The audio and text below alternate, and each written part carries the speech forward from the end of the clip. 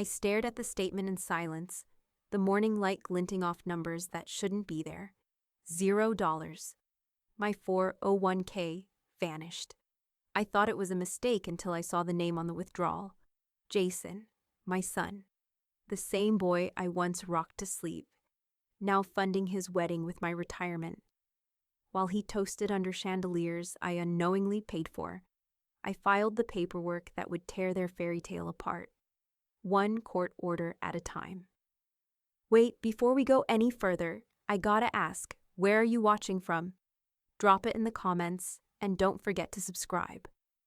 Karen Bell stood at her kitchen counter, the desert light slanting through the blinds in bright, unforgiving stripes. The envelope had looked routine, the kind of quarterly update she'd opened dozens of times without ceremony. But this time, the statement glared back with black ink that didn't add up. Current balance, $0.00. Her heart lurched. For 30 years she had worked as an accountant, the kind of woman who checked receipts twice before clipping them into neat folders. She had built that retirement account brick by brick, month after month, through divorce, through layoffs, through years when the only luxury she allowed herself was an extra coffee on Fridays. And now, $0. The envelope trembled in her hand. She set it down, aligning it with the edges of the placemat as if neatness could steady her. A mistake. It had to be a mistake. Her throat was dry, but she grabbed the phone anyway, scrolling to the familiar number. The hold music buzzed, tinny and cheerful, while the Arizona sun burned through the blinds and the air conditioner rattled against the heat. Finally, a voice. "This is Adam with Valley Retirement Services. How can I help you today?" "My name is Karen Bell. I just received my quarterly statement. It says my account balance is $0. That isn't right." Clicking of keys on the other end, soft but sharp as needles. "Let me check. Ah, yes, Ms. Bell. I see here the account was liquidated 2 months ago." She pressed her hand to the counter to steady herself. "Liquidated?" "Yes, full withdrawal. The funds were wired out in March. We have signed authorization on file." Her ears rang, the words dull and far away. "No, I never authorized anything. I never touched that money." "I understand this is upsetting," the voice continued, calm, almost rehearsed.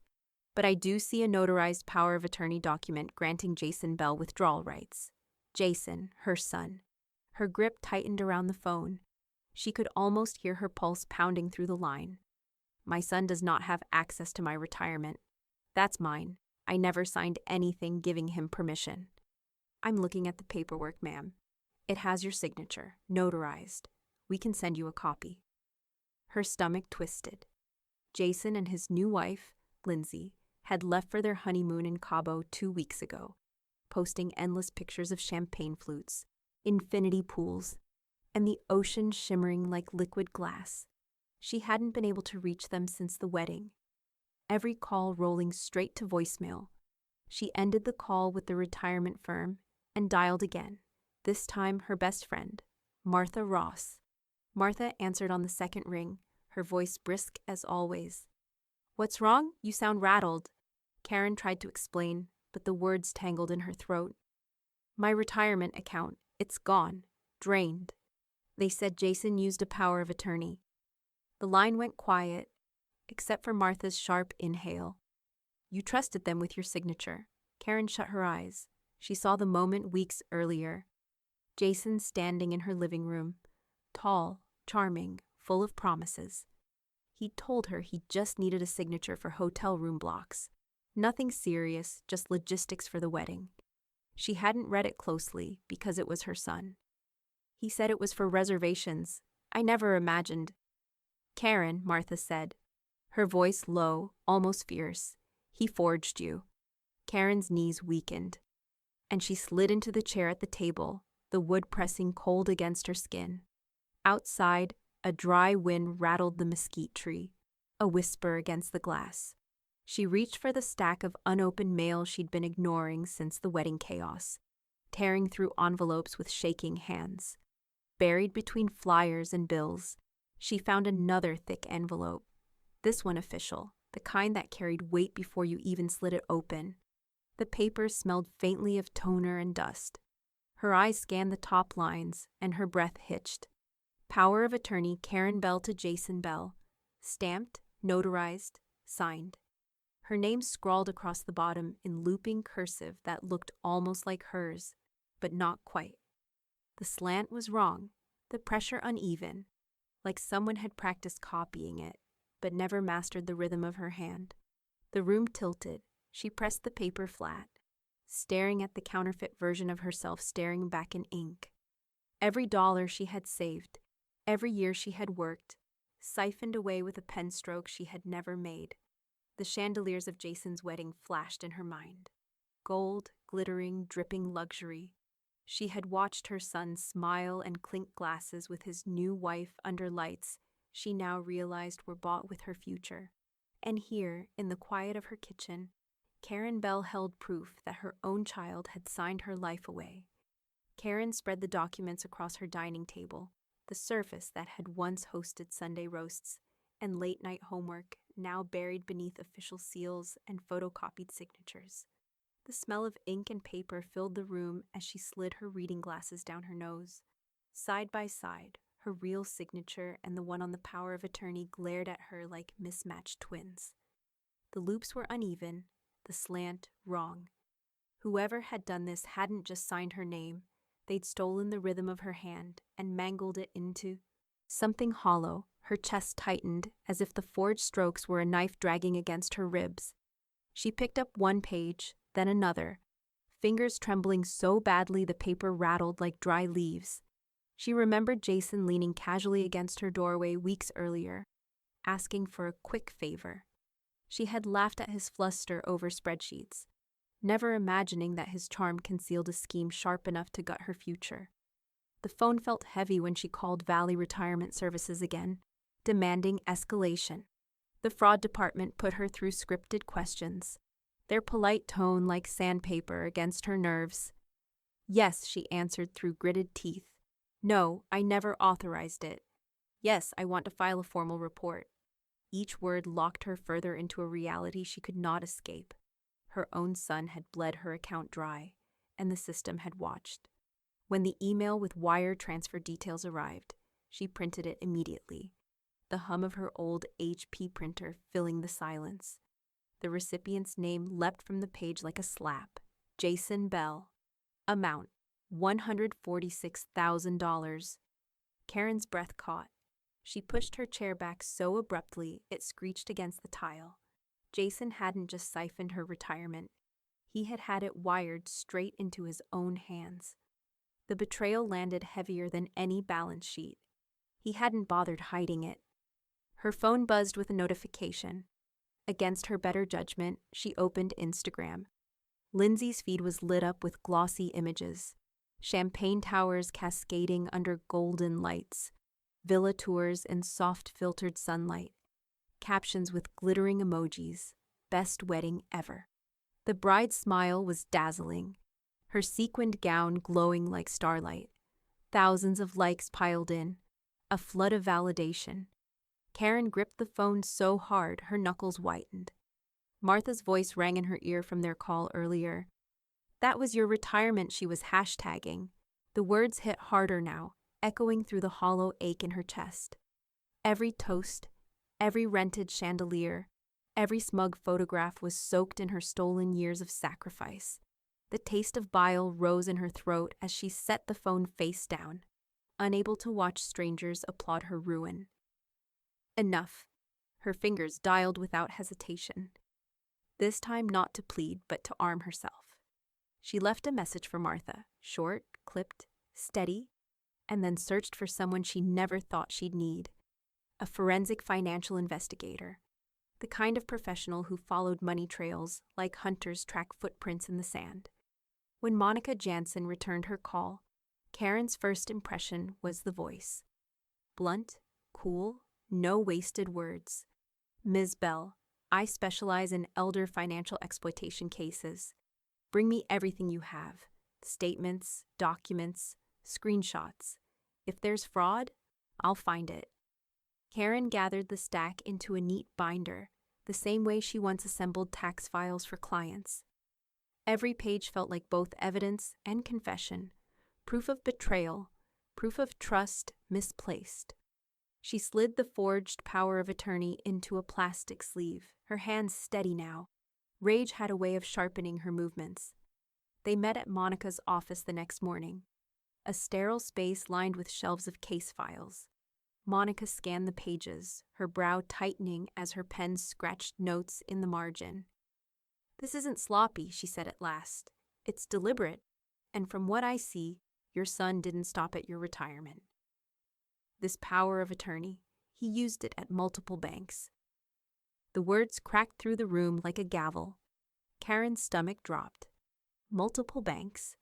Her money wasn't just stolen, it had been weaponized across an entire financial battlefield.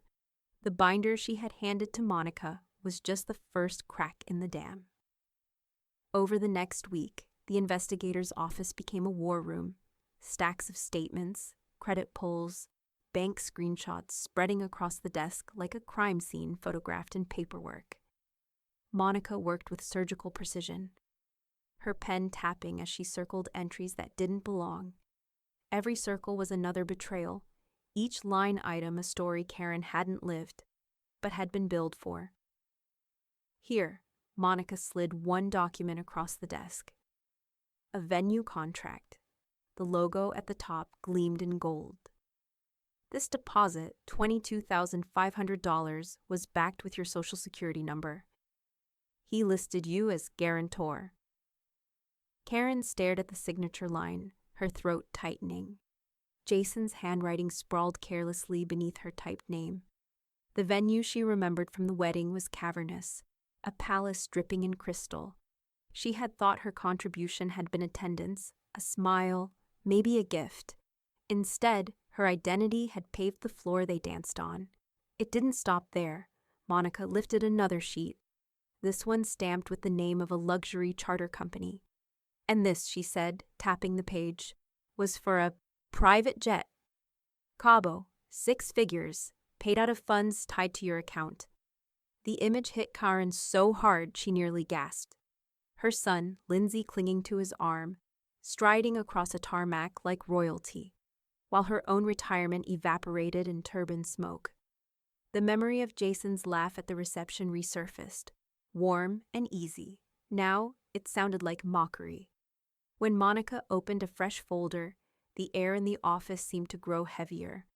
A credit line, bright and crisp, carrying the name of one borrower, Karen Bell. The balance, $18,412. Charges, custom decor, specialty linens, imported florals.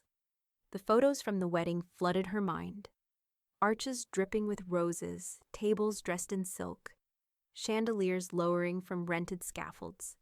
Lindsay had posted endlessly about the curated luxury vibe, the hashtags thick with pride. Karen felt her stomach twist. That wasn't decor, that was debt. She pressed her palms flat on the desk, trying to steady her breath. I missed one fine print signature. They took the next 30 years. Martha sat beside her, arms crossed, jaw tight.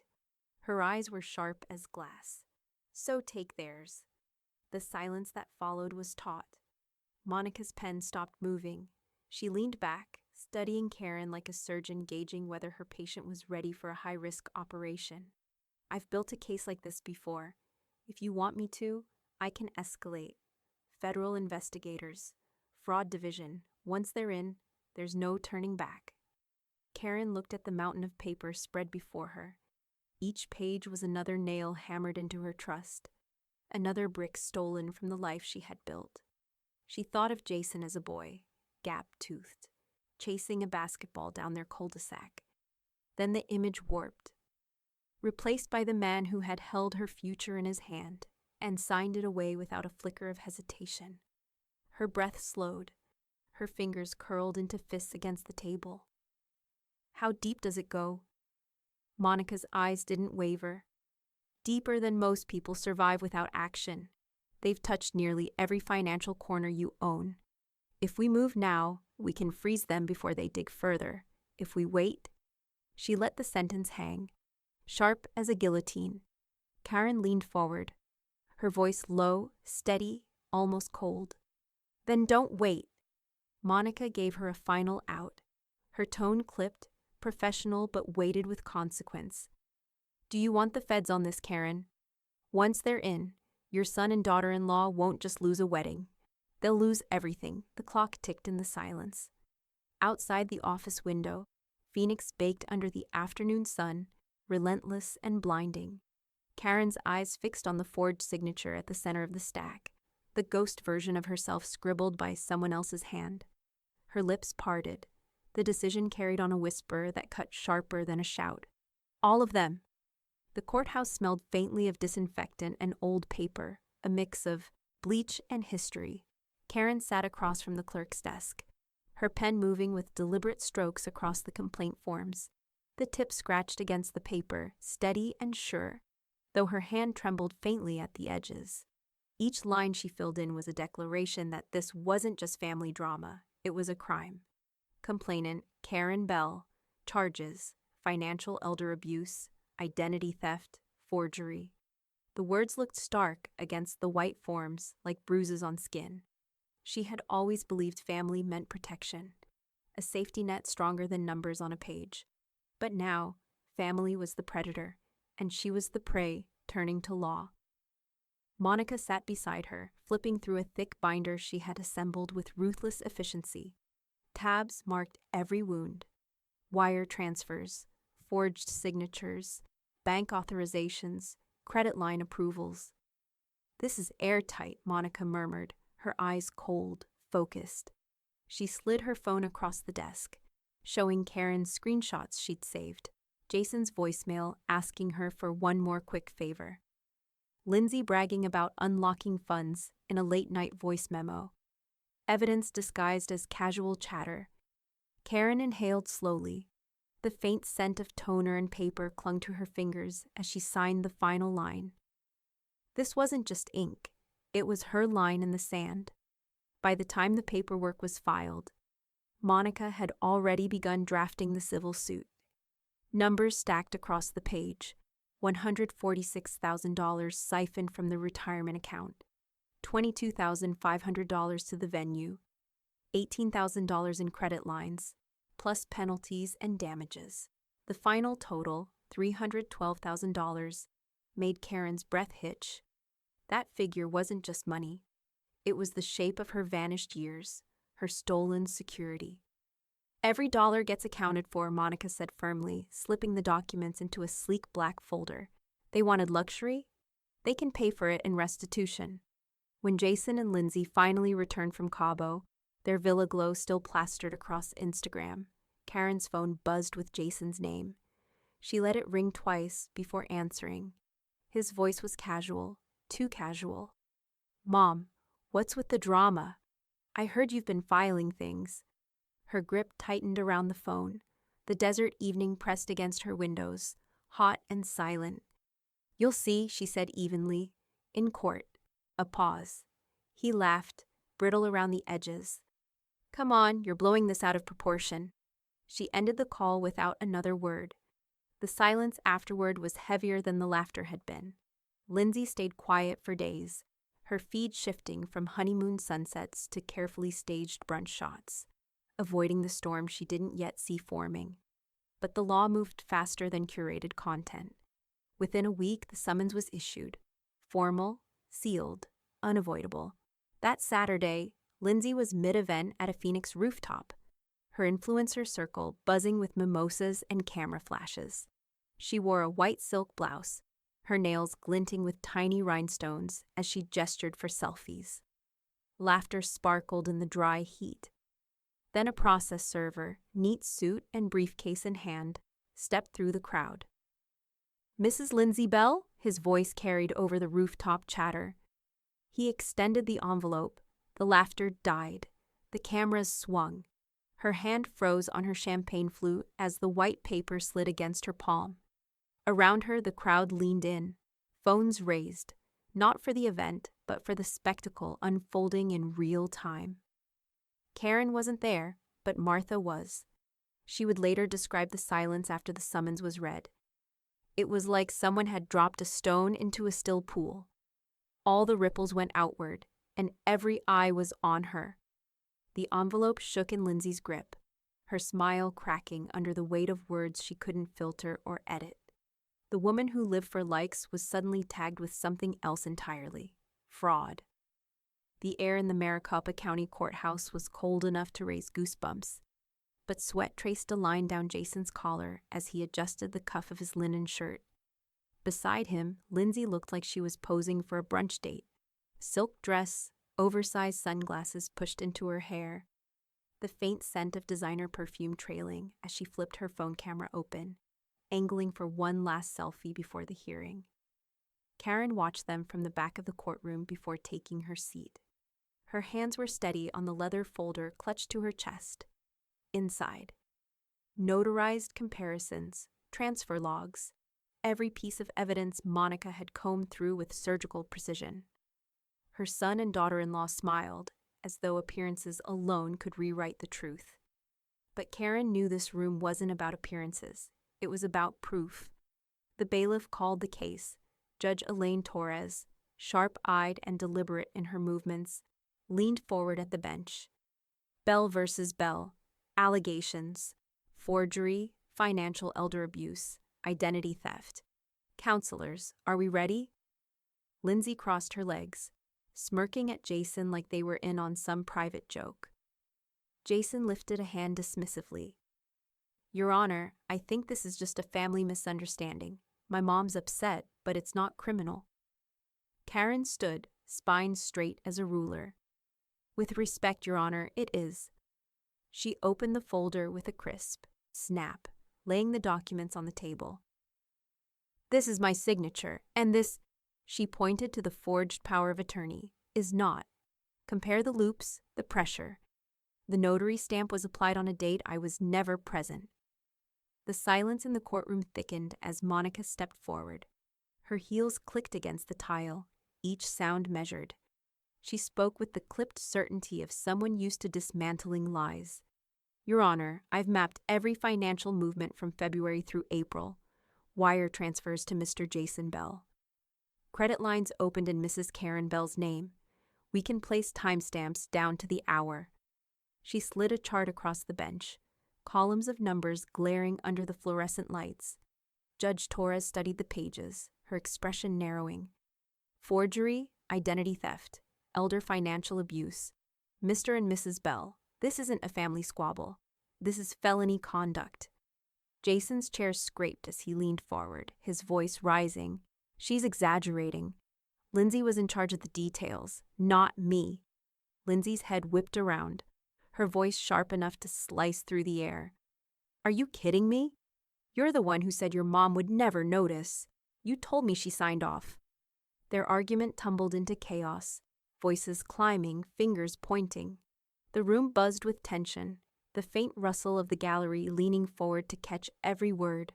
Karen sat perfectly still, hands folded in her lap. She didn't need to raise her voice. The truth was already roaring louder than both of them.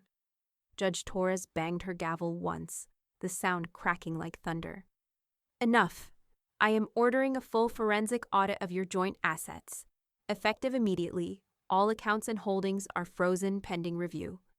Until then, you are barred from transferring or liquidating any funds. Lindsay's face drained of color.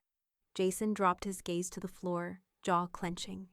For the first time in weeks, Karen let herself breathe deeply, not triumph, just clarity. The wheels of the system were moving, and she had started them. But outside the courthouse doors, the fallout was already spreading faster than the legal filings. That evening, as Lindsay refreshed her phone, she noticed something strange. Brand partners pulling away, emails rescinded, collaborations canceled. A post appeared under one of her glossy wedding photos. We don't support fraud. By midnight, the hashtag she had once wielded with pride was turning against her. By the time the courthouse lights flicked off that evening, Lindsay's online world had already started cracking.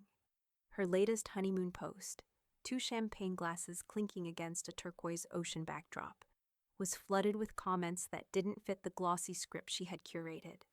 Funded by fraud? Your wedding was someone else's retirement. Scammer and silk. At first, Lindsay tried to delete them, manicured fingers flying across her screen, but new ones appeared faster than she could swipe. Her phone buzzed so hard on the marble countertop that Jason snapped. Turn it off already. She didn't. She couldn't. Her entire identity existed in that rectangle of glass. And for the first time, the audience that had adored her was laughing at her instead. The sting of betrayal wasn't just Karen's anymore. It was public property. The unraveling didn't stop online. Jason's employer, a mid-sized HVAC firm that prided itself on being family first, called him into the office. He returned 2 hours later, face pale, tie yanked loose. They put me on leave, he muttered, dropping his keys on the counter. Said they can't risk the company's reputation. Lindsay's reply was sharp, venom laced with panic. Maybe if you hadn't dragged your mother into this, we wouldn't be drowning right now. Jason shot her a look that carried both fury and fear, but he didn't argue. The silence in the room was heavier than words. While their world shrank, Karen's circle tightened with purpose. She sat at Martha's kitchen table one afternoon, the smell of cinnamon coffee in the air, as Monica spread new documents across the wood. Another credit card, Monica said, tapping the paper. Opened in your name, current balance, $9,800, mostly luxury charges, designer clothing, spa packages, restaurant tabs. This one looks like Lindsay's doing. Karen traced the numbers with her finger, steady now, not trembling. The shock had burned out of her days ago, leaving something colder, sharper. They're not just thieves, she said. They're compulsive. Martha leaned forward, folding her arms, eyes hard. So we make sure they can't touch another cent. Ever. The plan had already been in motion. Together, Karen and Martha had begun drafting a living trust. Martha would act as executor, the safety net Karen should have set years ago. Every detail mattered. Who could access accounts? How passwords were secured? Which institutions were notified? It was tedious work, but Karen found comfort in the precision. Numbers and contracts had always been her language. Now they were her weapon. As she signed another page, Martha slid her glasses down her nose and said, "You may never see that full $312,000 again." Karen didn't flinch. She pressed her pen firmly to the paper. "I don't care. I may not get my money back, but they'll never spend again." The words hung in the air, solid as stone. That evening, as Karen returned home, the desert sky was painted in streaks of orange and violet, the kind of beauty she usually paused to admire. Tonight, though, she barely noticed. Her phone buzzed. Monica again. "Found something," Monica said, her voice tight. "Not another card, a savings account." Karen's breath caught. "In my name?" "In Lindsay's," Monica corrected, "but linked to your social security number. Looks like she's been funneling money there quietly, maybe as a backup. Current balance, just over $27,000. Karen stopped walking. The night sounds of cicadas and distant traffic seemed to sharpen around her. Lindsay hadn't just stolen. They had prepared for exposure, building a secret cushion in the shadows of her identity. She tightened her grip on the phone until her knuckles went white. For the first time, she realized Lindsay's obsession with appearances wasn't just vanity. It was strategy. And Karen had only begun to peel back the first layer. When Monica revealed the hidden savings account, Karen thought at first it had to be a mistake. But the numbers didn't lie. $27,000, tucked into a neat little corner of Lindsay Bell's world, labeled innocently as a honeymoon fund. The trail led straight back to Karen's social security number. Her retirement bled one more time to pad Lindsay's fantasy life. The morning of the hearing, Lindsay clicked her way into the courtroom in stilettos so sharp they echoed against the marble floor. Her perfume clouded the air, sweet, artificial, cloying. Jason shuffled behind her, his shirt untucked, exhaustion showing in the slack corners of his mouth. They looked mismatched now, no longer a glowing newlywed couple, but two people hanging onto appearances by threads. Karen sat across from them, calm, folder at her side. She had no diamonds, no silk, no gloss, Just truth. Monica stood, outlining the discovery with crisp efficiency. Your Honor, the defendant, Lindsay Bell, opened a savings account under her name but linked it to my client's social security number. Deposits trace back directly to Miss Bell's retirement. Balance stands at $27,000. Judge Torres leaned forward, her eyes narrowing like shutters closing on a storm. Mrs. Bell, she addressed Lindsay, do you deny these funds exist? Lindsay hesitated, lips parting, then closing again. She glanced at Jason, but his gaze stayed fixed on the table. For once, she had no caption ready. Motion granted, Judge Torres said firmly. Miss Karen Bell, you are hereby given authority to seize and freeze all assets traceable to your stolen funds, including the account in question. Karen didn't smile, didn't celebrate. She only nodded, the pen in her hand steady as she signed the court order. With every stroke, the balance crept back toward her name. Not fast, not enough to heal the wound entirely, but something. Legality had a rhythm, a patience. For someone like her, patience was no punishment. That night, Jason called. His voice broke before he finished the first sentence. Mom, please, you're ruining us. We're going to lose everything. Karen sat in the dim light of her living room, the desert air pressing hot against the window panes. She didn't interrupt. She let him spill the desperation, the excuses, the sudden performance of remorse. When his voice finally cracked into sobs, she spoke, her words as flat as stone. You cashed out my life. Don't cry to me about losing yours. The silence on the other end was thick, punctuated only by a shaky inhale before the call dropped. Lindsay tried a different tactic. Days later, Karen's phone buzzed with a private message request. A photo of Lindsay smiling softly, captioned, Can we talk? I want to make this right. Karen stared at it for a long moment. The background of the picture, a cafe, warm light, latte art, was perfectly staged, just like every other image Lindsay pushed into the world. Nothing about it was real. She tapped the keyboard, typed nothing, erased, then chose something better. She attached a PDF of the lawsuit Monica had drafted. By the time Lindsay saw it, her followers would already be watching her crumble. The conference table in Monica's office was covered like a battlefield. Receipts, invoices, bank transfers, and vendor contracts sprawled across its polished surface, each one tethered by a tab in Monica's binder. The fluorescent lights above buzzed faintly, humming over every calculated number. Karen sat with her hands folded, calm in the storm of paperwork, while Martha leaned against her chair, jaw set in quiet solidarity. Monica tapped a manicured nail against the highlighted figures. We've tallied $143,000 in wedding-related expenses, tied directly to your accounts. Venue deposit, catering, floral arrangements, live band, photography, even the chair rentals. All of it sourced from either your retirement account or fraudulent credit lines. Karen's eyes scanned the totals, steady but sharp. Every petal, every glass of champagne, every rented chandelier. Correct, Monica replied, and we'll treat them as damages in civil court. The legal precision had a strange comfort. Where Lindsay and Jason had seen sparkle and grandeur, Karen now saw ledger lines and restitution. Their happiest day was being converted into evidence, one receipt at a time. At Monica's direction, Carl, a paralegal with quick eyes and endless patience, began reclassifying every vendor in the chain. Florist, subpoenaed for invoice verification. Caterer, deposed as witness. Photographer, income source, discoverable. Travel agency, flagged. His pen darted across the forms with an accountant's speed. It was surgical, ruthless, exactly what they deserved. By the following week, Karen filed the civil suit. The claim wasn't vague, it was itemized, down to the airfare for Jason and Lindsay's business-class honeymoon tickets.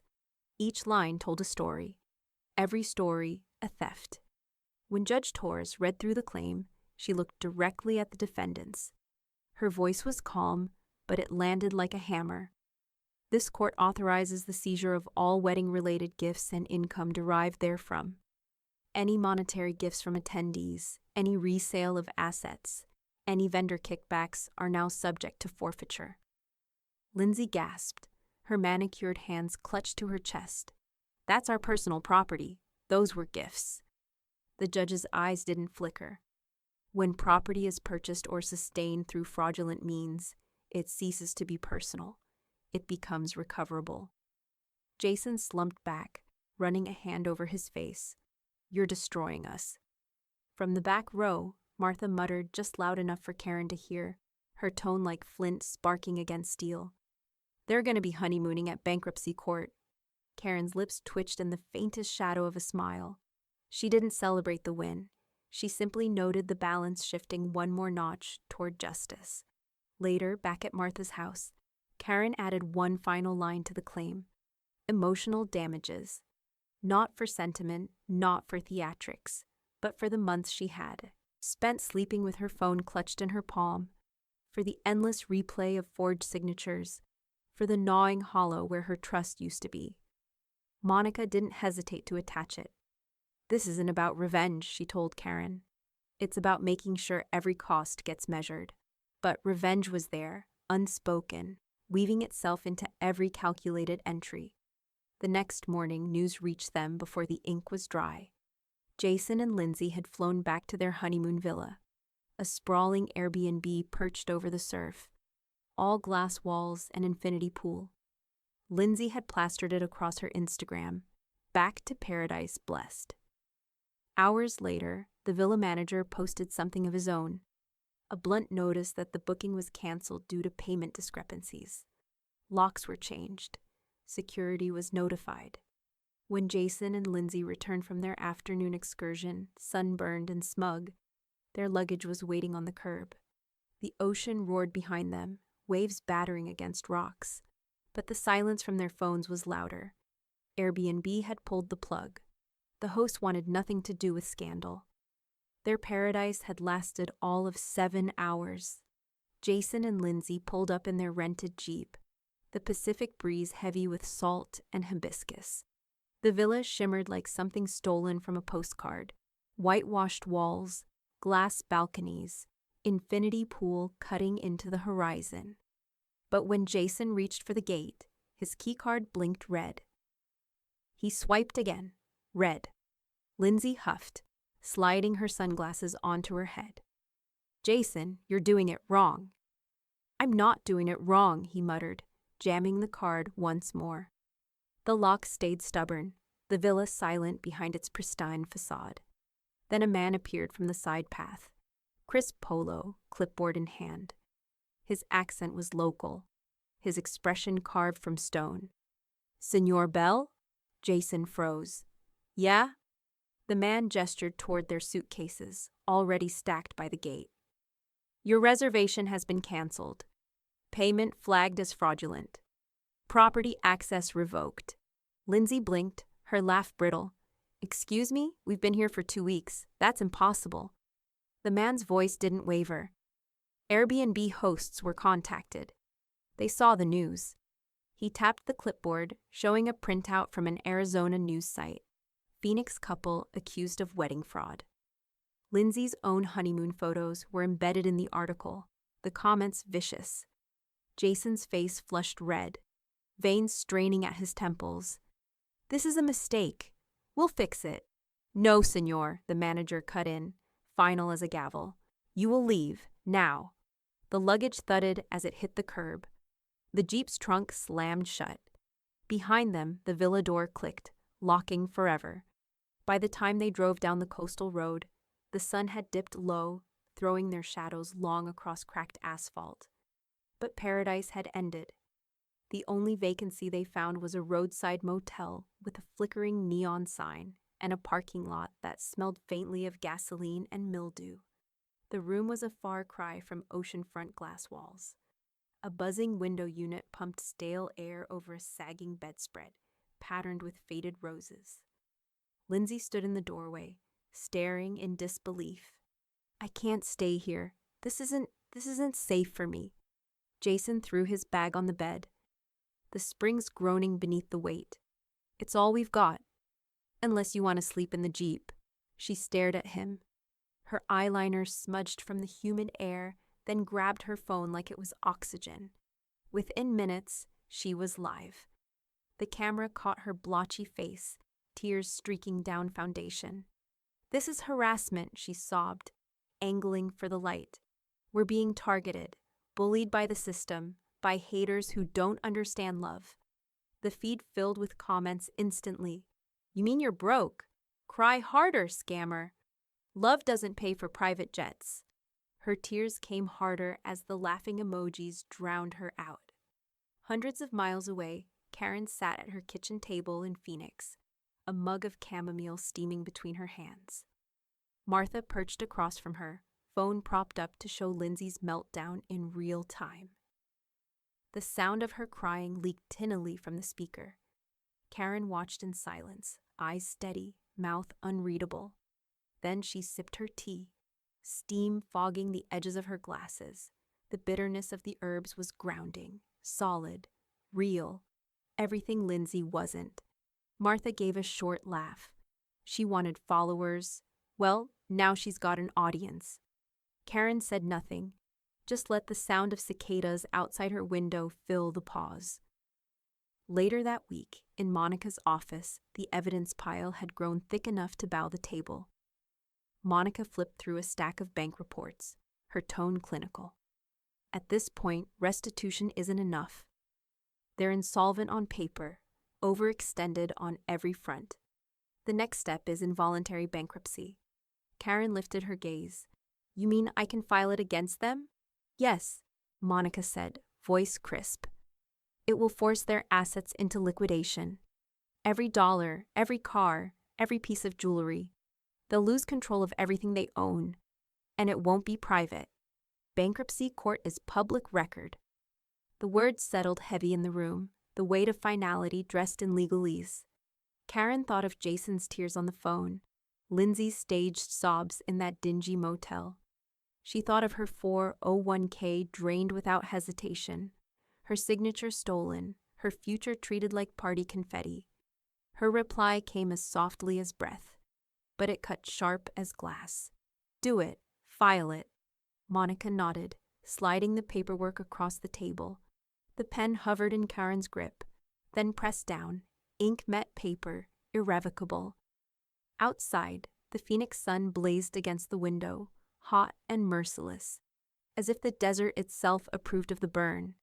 The paperwork sat in front of her like a blade waiting to be unsheathed. Involuntary bankruptcy. Karen had never imagined she would file such a petition, least of all against her own son. But the pages Monica slid across the table were not family matters. They were survival. They were justice.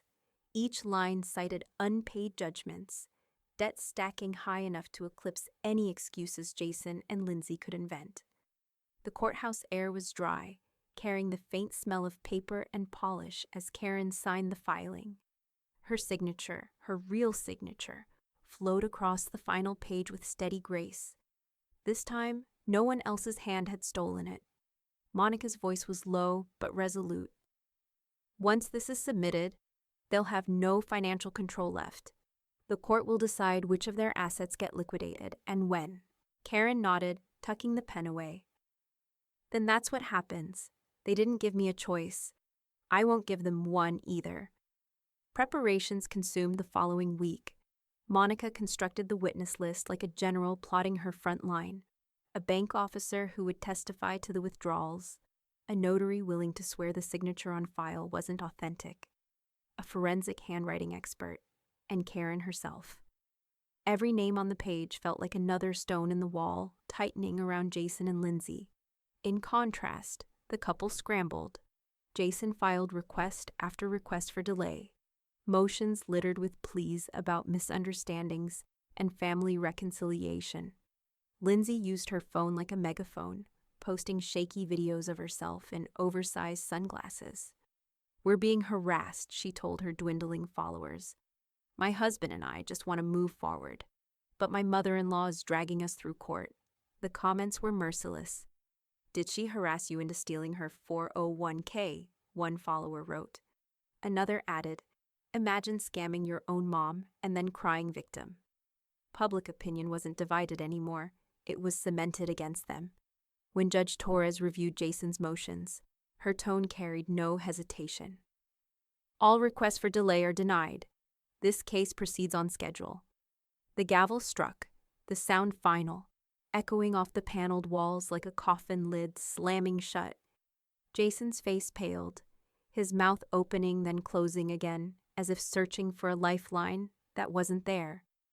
Lindsay clutched his arm, but even she knew the tide had shifted too far. Back in Monica's office, the investigators' methods continued cutting deep. One evening, Karen sat across from her as the Arizona twilight painted the blinds orange. Monica slid another document across the desk.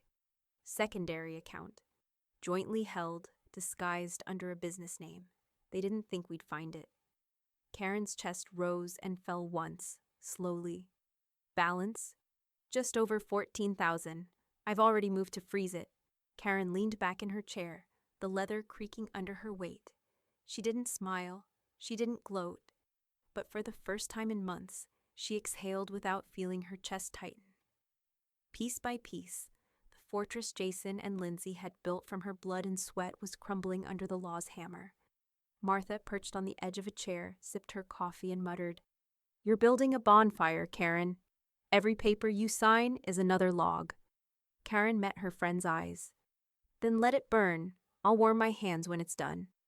The room fell quiet, the weight of it settling like dusk. Monica cleared her throat and slid one more folder across the table. This one looked different, thinner but sharper somehow. Her eyes locked on Karen's as she spoke. "There's something else you need to see. They took out a payday loan, high interest, short term. And they didn't just use Jason's name. They used yours, again." Karen's breath stalled. Her hand froze above the page. One forged form had opened the floodgates. Now she saw the water rising higher still. The payday loan office sat on the edge of downtown Phoenix, squeezed between a pawn shop and a check cashing outlet. Its neon sign blinked fast cash in tired red. Buzzing against the desert silence, Monica had already called ahead, but Karen insisted on coming in person.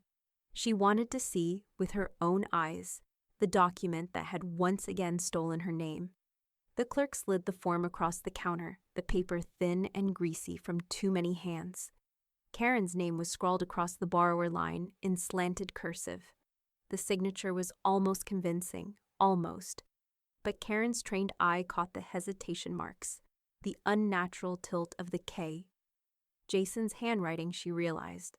"Balance is $4,200 plus interest," the clerk said, matter of fact, as if announcing a grocery bill. "We've already sent payment reminders." Karen touched the page, her fingers grazing the forged loops of her name. Cold fury replaced shock. They weren't desperate children making mistakes. They were architects of theft, dragging her identity through the mud again and again. When the evidence hit court, the impact was volcanic. Monica handed the form to Judge Torres, who adjusted her glasses and studied the strokes with sharp disapproval. "A second instance of identity theft," she declared. "This court will add another criminal count to the existing charges." Lindsay leapt from her chair, her designer heels clattering against the floor. "This is insane! This is harassment!" Her voice cracked into a scream, tears spilling hot and messy down her cheeks. Judge Torres's gavel slammed once, the sound slicing through the outburst. Her eyes burned across the room. "We are past tears, Mrs. Bell. Do not mistake this courtroom for a stage." The silence that followed was suffocating. Even Jason kept his head down, sweat glistening at his temple. Karen sat motionless, her hands folded neatly in her lap. She didn't need to speak. Every page of evidence was her voice now. Every fraudulent line added to her case, brick by brick, until the wall was unscalable.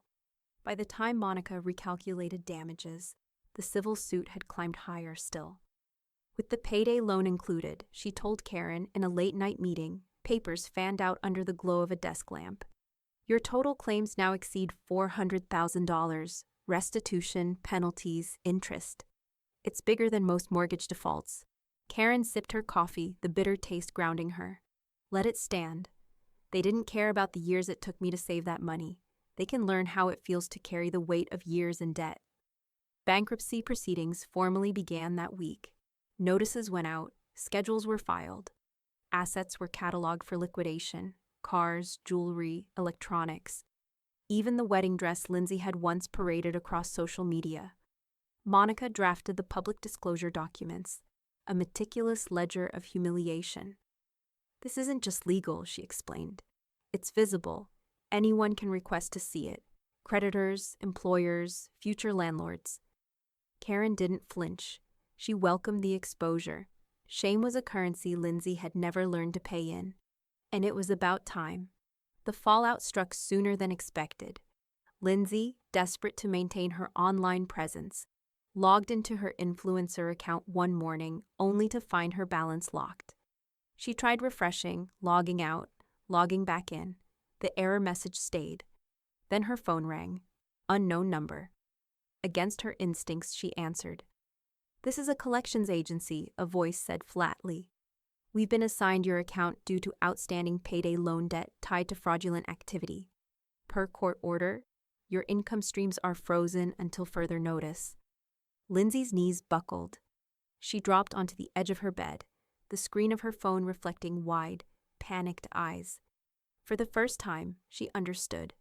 The money, the followers, the brand deals, none of it was safe anymore. And Karen, sitting miles away with her morning tea, didn't need to hear the call to know. She had already pulled the last thread from Lindsay's fabricated empire. Lindsay woke to silence. No notifications, no flashing likes, no buzzing contracts sliding into her inbox. She reached for her phone, the screen glaring white in the dim motel room, only to see her account locked with a stark red banner. Access restricted. Pending investigation. She tried refreshing, logging out, logging back in. Nothing. Panic prickled at her skin. She checked her email next, scrolling desperately, but what filled her screen made her stomach drop. Subject lines like termination of agreement and contract suspension. By noon, her sponsors had pulled the plug. The skincare line canceled their influencer partnership, citing ethical concerns. The boutique clothing brand ended its collaboration, stating, "We do not condone fraud." Her glossy empire of hashtags and staged photo shoots had collapsed overnight, every filter ripped away. Jason wasn't faring better. In the HVAC world, news traveled fast, especially when tied to financial scandal. Contractors whispered about him over lunch breaks. Employers traded cautious looks when his name came up. He sent out resumes, made phone calls, but no offers came back. His last supervisor had made it clear, "We don't need that kind of heat on the company." His reputation, once buoyed by charm, was toxic now. Monica delivered the news clinically in her office, her tone as sharp as the click of her pen. "They're bleeding interest now, accounts frozen, loans compounding. No income to cover it. They'll suffocate under their own debt before this is finished." Karen listened quietly, her hands wrapped around a mug of black coffee. The bitterness lingered on her tongue, steadying her. She didn't need dramatics, she needed results. And they were coming, faster than even she had hoped.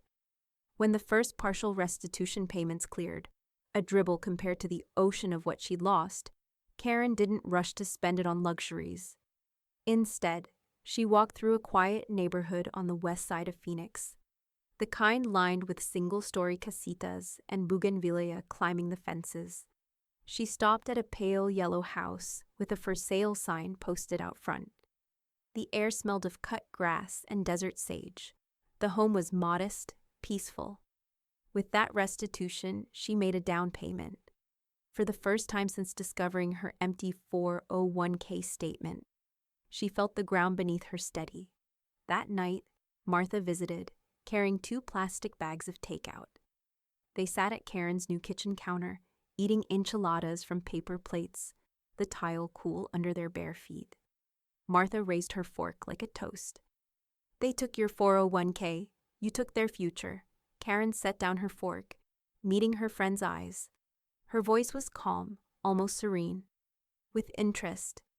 The two women laughed softly, not in joy, but in relief, the kind that only comes after surviving fire. But the fire wasn't done burning. 2 days later, court notifications arrived. Bankruptcy Judge Torres had reviewed the filings, the audits, the frozen assets, the fraudulent loans. The order came down sharp and swift. Final ruling and liquidation hearing scheduled. The date was circled in bold red on the court's docket. For Jason and Lindsay, it wasn't just a deadline. It was a guillotine waiting to fall.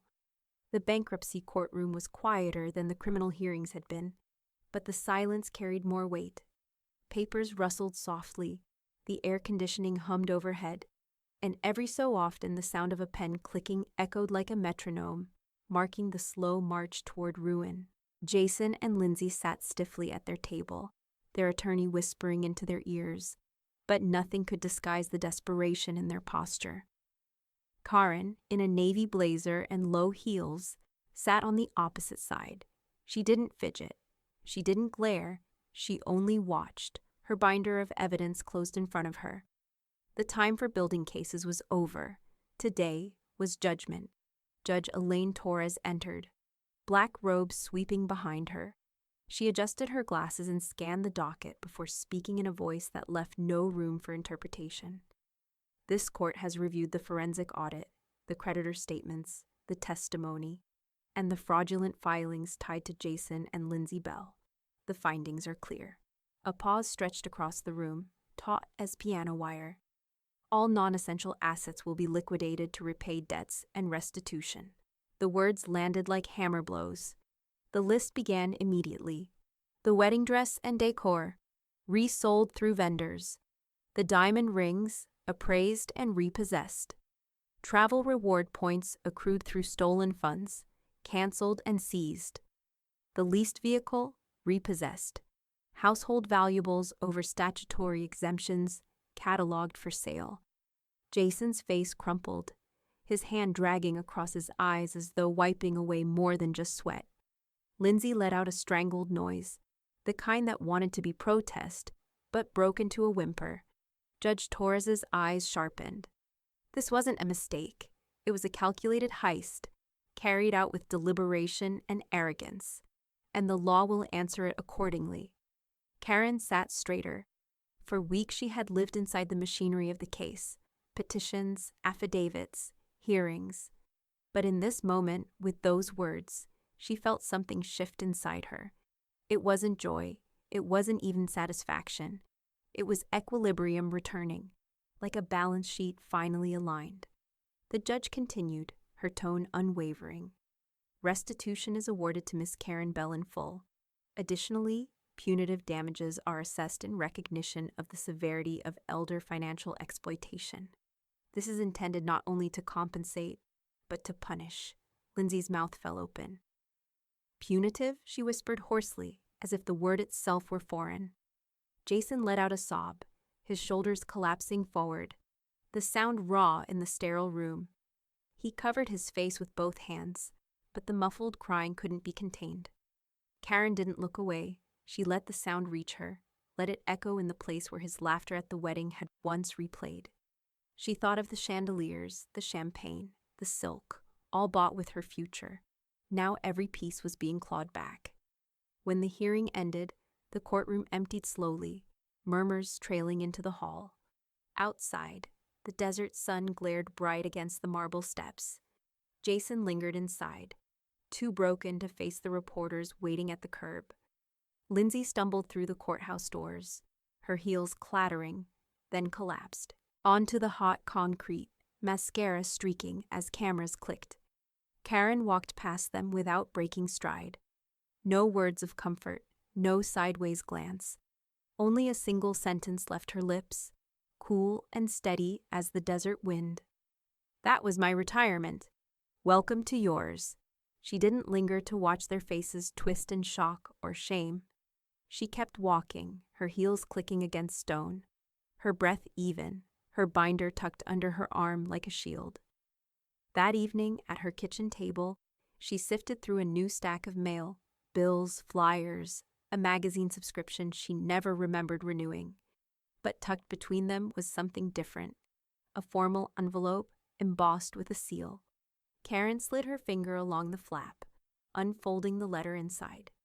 The words were brief but heavy with invitation. The National Alliance on Elder Financial Protection invites you to share your case study at our annual seminar. The paper felt warm in her hands, carrying a weight she hadn't anticipated. Karen exhaled slowly.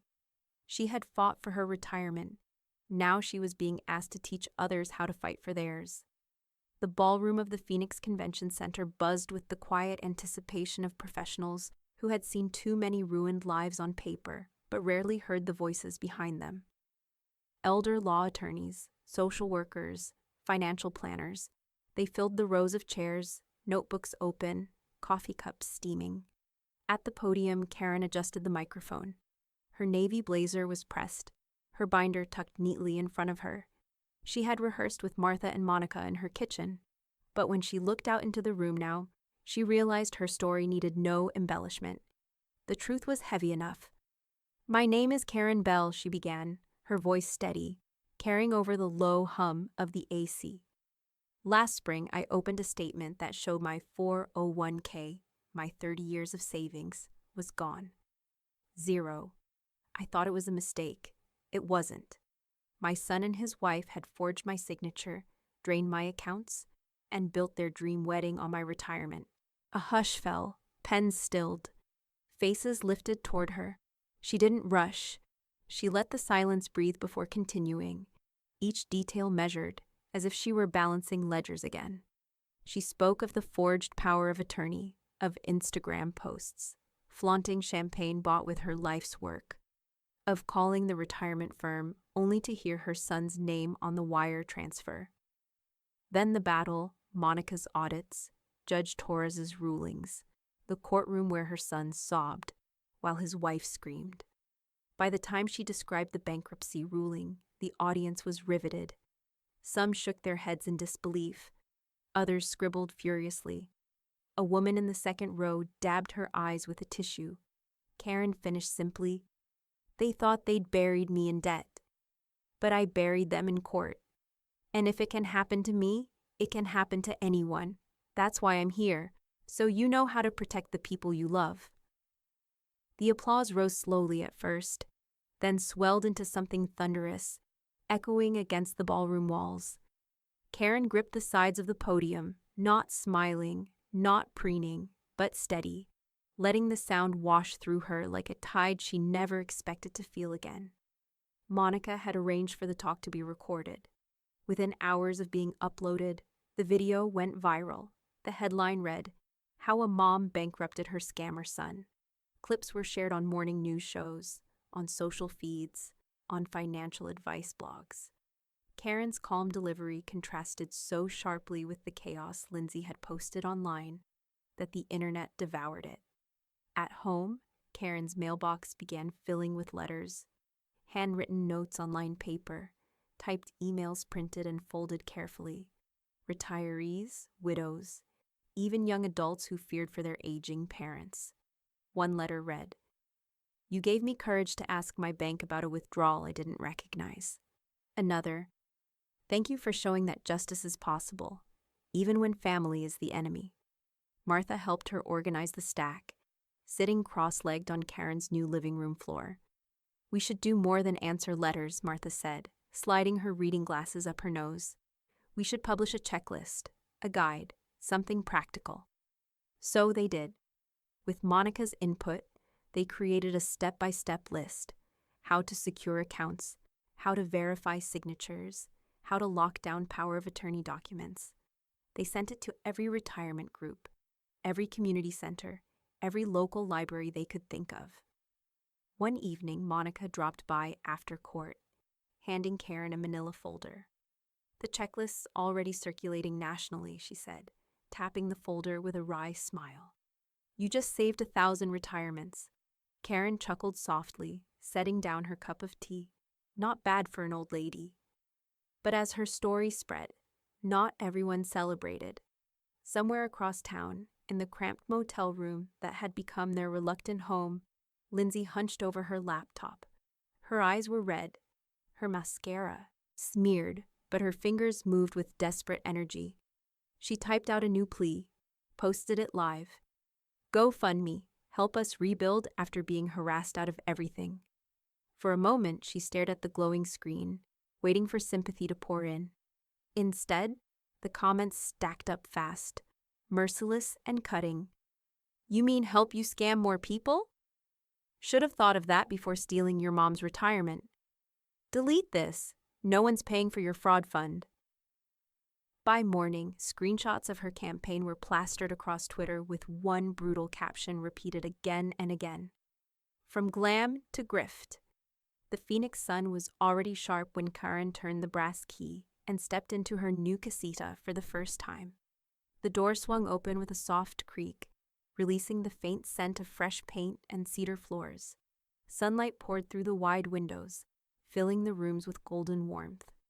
The house wasn't large, 2 bedrooms, 1 bathroom, a modest kitchen, but every inch of it was hers. No mortgage, no debt, just quiet walls and the hum of a ceiling fan spinning lazily above her. She set her purse down on the counter and walked through each room, fingertips grazing the cool plaster walls.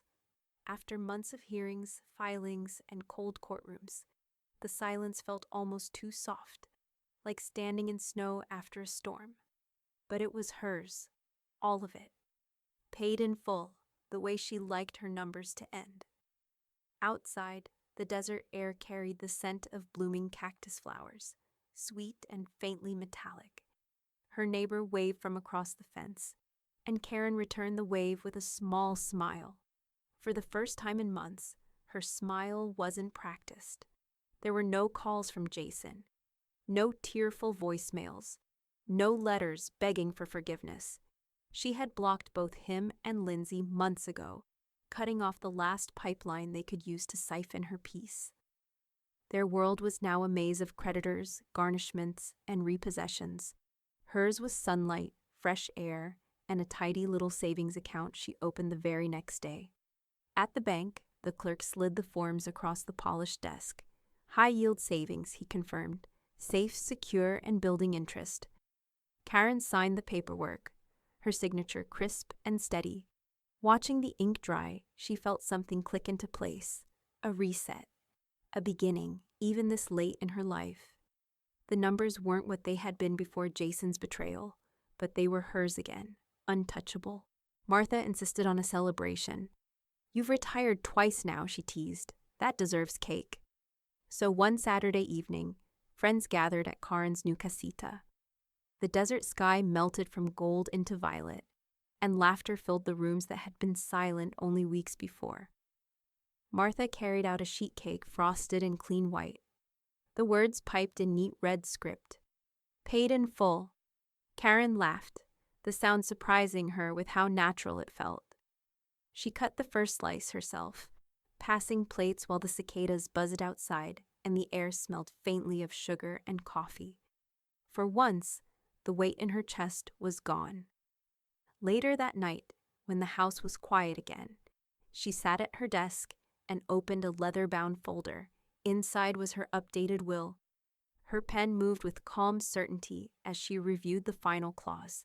Every dollar she left behind would go to education charities, scholarships, books, futures built honestly, not stolen. It wasn't about erasing what Jason had done. Nothing could undo it. It was about writing an ending he couldn't touch. Her legacy wouldn't be chandeliers and champagne bought on lies. It would be classrooms, libraries, and children holding the kind of future her own son had squandered. Karen closed the folder, set her pen down, and leaned back.